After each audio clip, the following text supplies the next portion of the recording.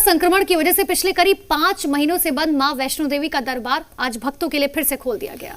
मां वैष्णो देवी की यात्रा शुरू हो गई है, लेकिन कोरोना संक्रमण की वजह से यात्रा के लिए जाने वाले माता रानी के भक्तों को कई नियमों का पालन करना जरूरी है।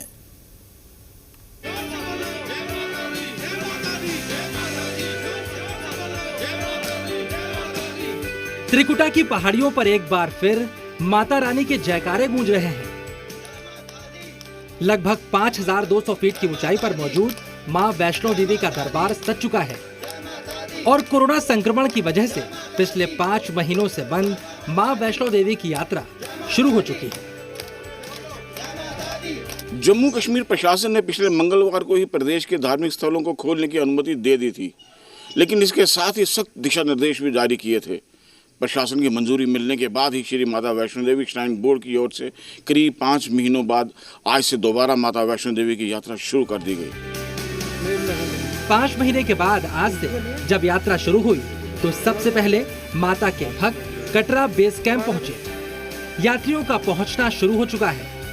श्री माता वैष्णो देवी श्राइन बोर्ड ने व्यवस्था की है कि दर्शन के लिए भक्तों पर नजर रखी जाएगी ताकि वो सामाजिक दूरी का ख्याल रखें।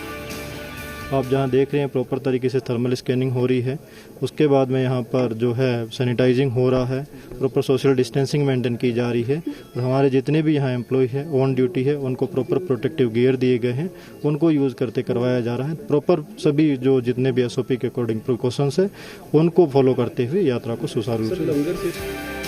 कोरोना संक्रमण के काल में दोबारा शुरू हुई मां वैष्णो देवी की यात्रा के लिए सांझी छत से वैष्णो देवी भवन तक 6-6 फीट की दूरी पर निशान लगाए गए हैं।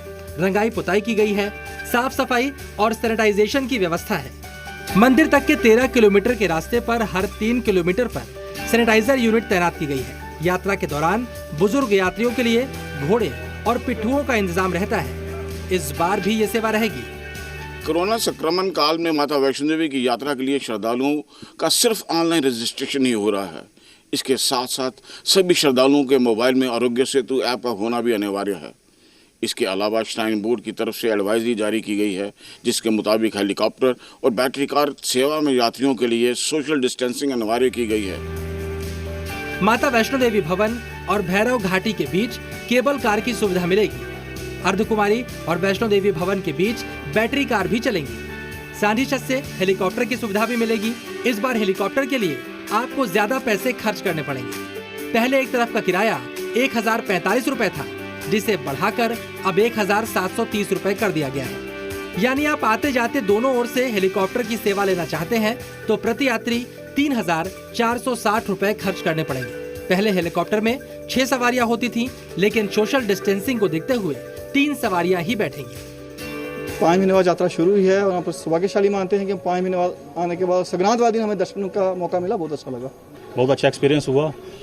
हम अपने आप को भाग्यशाली समझते हैं और माता रानी से ये अरदास करते हैं कि जल्द से जल्द ये कोरोना की जो महामारी है ये संसार से खत्म हो और यात्रा स्मूथली चले। भले ही श्रद्धालुओं को माता के दर्शन के लिए कुछ ज्यादा रकम खर्च करनी पड़ेगी, लेकिन सामाजिक दूरी के नियमों को तो मानना ही पड़ेगा। आखिर भक्तों के स्वास्थ्य का मामला है। पुजारी भी मानते हैं कि मंदिर की आरती में माता से भक्तों को स्वस्थ रखने की प्रार्थना ही की जाती है। माता रानी अपने भक्तों पर कृपा बरसाती ही है, लेकिन कोरोना संक्रमण की वजह से भक्तों की सजगता भी बेहद जरूरी है। जम्मू से राजू केरनी के साथ ब्यूरो रिपोर्ट, जी मीडिया। कोरोना संक्रमण काल में किन शर्तों के साथ मां वैष्णो देवी की यात्रा पर आप भी जा सकते हैं, ये आपको बताते हैं।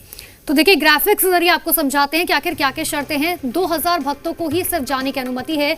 जम्मू कश्मीर से 1900 यात्री जाएंगे, लेकिन बाहर से आने वाले सिर्फ 100 यात्री होंगे। इतना ही नहीं, बाहर से आने वाले भक्तों का कोरोना टेस्ट किया जाएगा। ऑनलाइन पर्ची से ही माता रानी के दर्शन जो है किए जाएंगे। साथ ही मोबाइल में आरोग्य सेतु ऐप होना बहुत जरूरी है। चेहरे पर मास्क और कवर जरूरी है। श्रद्धालुओं का बॉडी टेम्परेचर भी चेक किया जाएगा। 60 वर्ष से अधिक उम्र के लोगों को मनाही है। आने जाने के लिए अलग अलग ट्रैक बनाए गए हैं।